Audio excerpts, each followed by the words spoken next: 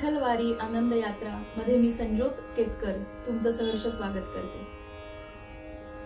आज कराड गावचा एक प्रसंग सांगणार आहे।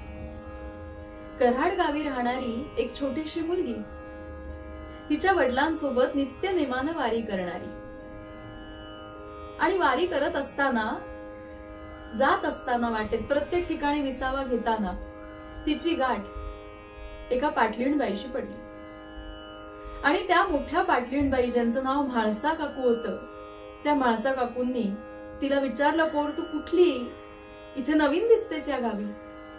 तिनं सांगितलं, माझं नाव सखू, मी आणि माझे वडील नित्य नेमानं दर महिन्याची वारी करतो, तेव्हा या गावी आज मुक्कामासाठी थांबले।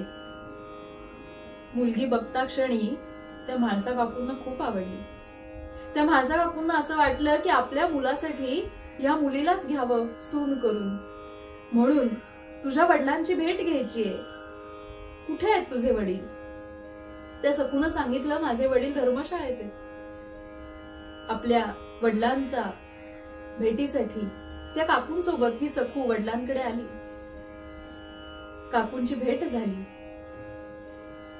भेट घेतल्यावर लक्षात आलं की या मुलीला आई नाहीये आणि तशी 8-10 वर्षाची ही पोर आता लग्नाला आली असं समजून थेट या म्हाळसा काकूंनी या सखूच्या वडिलांना विचारलं, माझा मुलगा विश्वंभर आता 15-16 वर्षाचा आहे, तेव्हा त्याचं लग्न आता या वर्षी करायचं ठरवलंय, तुमच्या मुलीला माझी सून करून घेते, चालेल का?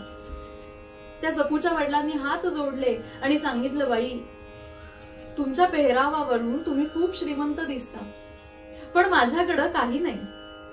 भगवंताच्या नामस्मरणाखेरीज आमच्याकडे कुठलीही साधन संपत्ती नाही। रोज जे आम्ही भिक्षा मागतो त्याच्यातून जे अन्न येतं तेच खातो आणि उदरनिर्वाह करतो। नित्य नेमानं मात्र वारी निश्चित करतो, त्याच्यात एकदाही चूक झाली नाही, कधी खडा झाला नाही। त्या म्हाळसा काकू म्हणाल्या, भगवंताची भक्ती करणारी सून मला अगदी पसंत आहे, तुम्ही फक्त नारळ द्या आणि लग्नाला या। असं म्हणून ठरलं, लग्न ठरलं। लग्नाचा दिवस आला। त्या काळी लग्नाचे सोहळे होत होते, कारण 16 दिवस लग्न चालत होती म्हणून सोहळा हा शब्द पार पडला, दृढ झाला। आताची लग्न म्हणजे सकाळी टामटूम, दुपारी ढामढूम आणि संध्याकाळी सगळं सामसूम, एका दिवसात लग्न लागतं। पण त्या काळी मुळात सखूकडची काहीच परिस्थिती नसल्यानं असंच एका दिवसात लग्न झालं। अख्खा गाव सखूच्या या लग्नासाठी आला होता, कारण पाटलीणबाईचा दरारच तसा होता। या म्हाळसा काकू त्या सखूला अतिशय प्रेमानं आपल्या मुलीप्रमाणे वागवत होत्या। सगळ्या गावातल्या बायका दुपारची कामं झाली की घरी यायच्या, सुनेचं कौतुक करायच्या, सुखानं चाललेला संसार बघायच्या आणि म्हाळसा काकूंना परत परत म्हणायच्या, तुमची सून गुणाची आहे हो, आमची सून नाही अशी। काही काम सांगितलं की नाही म्हणते। म्हाळसा काकू मात्र कायम सुनेचं कौतुक करायच्या।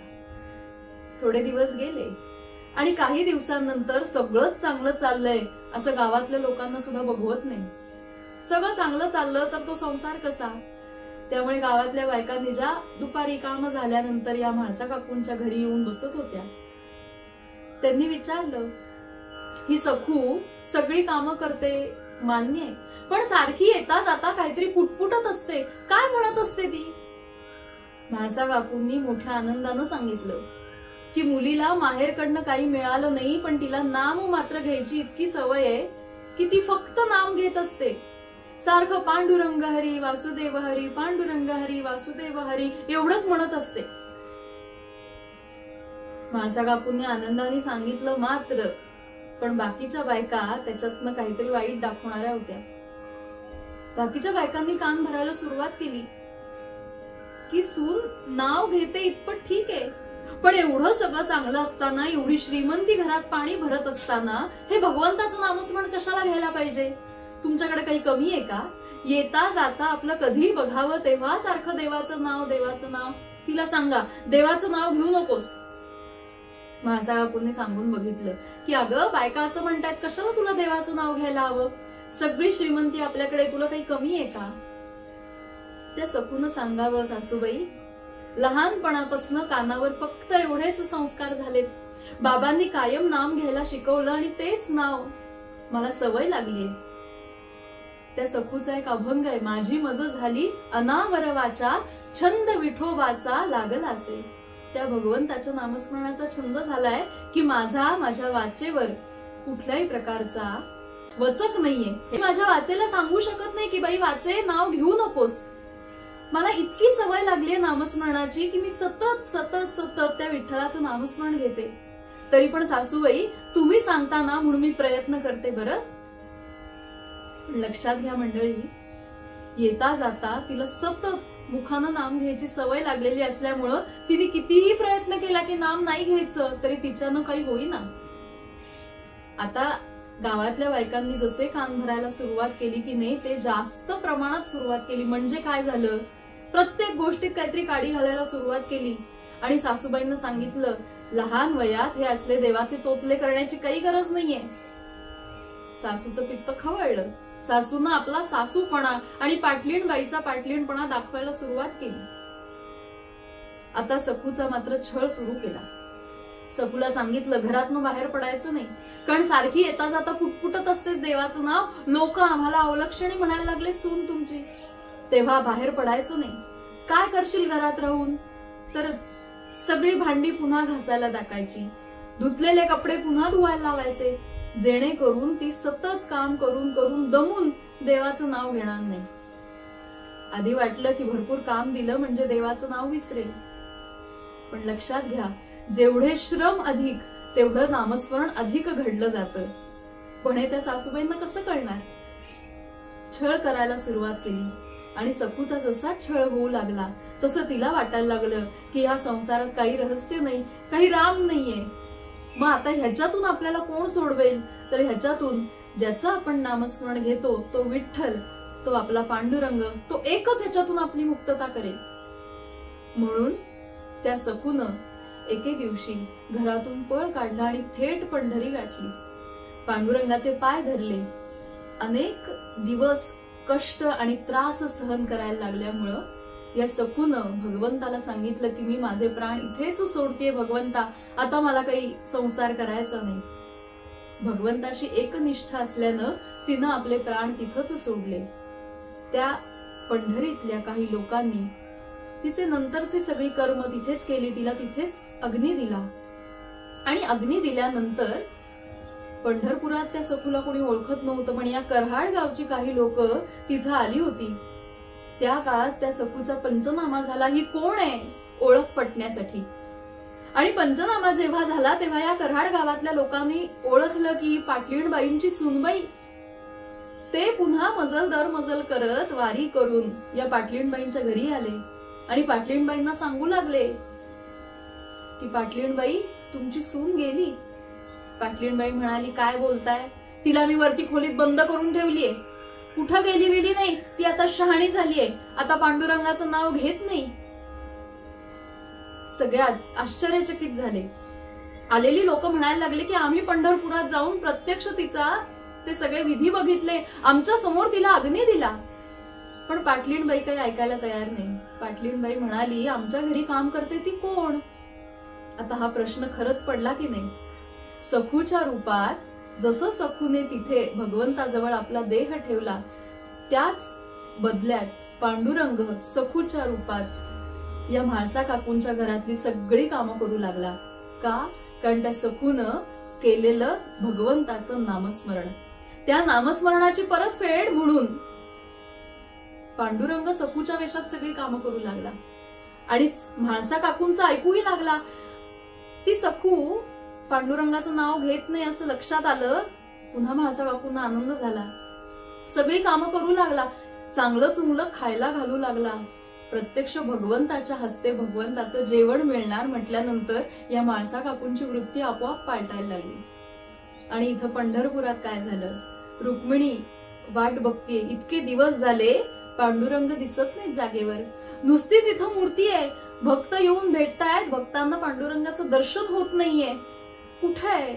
म्हणून सगळीकडे चौकशी सुरू केली आणि गरुडानं सांगितलं की काही दिवसापूर्वी इथं सखू आली होती आणि सखूच्या निधनानंतर सखूच्या ऐवजी पांडुरंग सखूच्या घरी सगळी कामं करतोय. रुक्मिणीच्या लक्षात आलं सखूचं निधन झालंय. तिनं गरुडाला सांगितलं जिथं तिला अग्नी दिला तिथून तिला, म्हणजे तिची अग्नी दिल्यानंतर जी हाडं होती ती हाडं घेऊन ये, म्हणजे पुन्हा मी तिला संजीवनी देते. आता मोठा प्रश्न पडला, त्या सखूची हाडं ओळखायची कशी?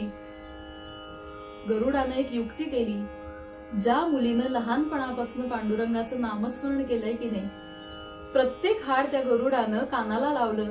ज्या हाडातून पांडुरंग हरी वासुदेव हरी असा ध्वनी येत होता, ती प्रत्येक हाडं गोळा केली, रुक्मिणी मातेसमोर आणली आणि रुक्मिणीनं त्याला संजीवनी दिली.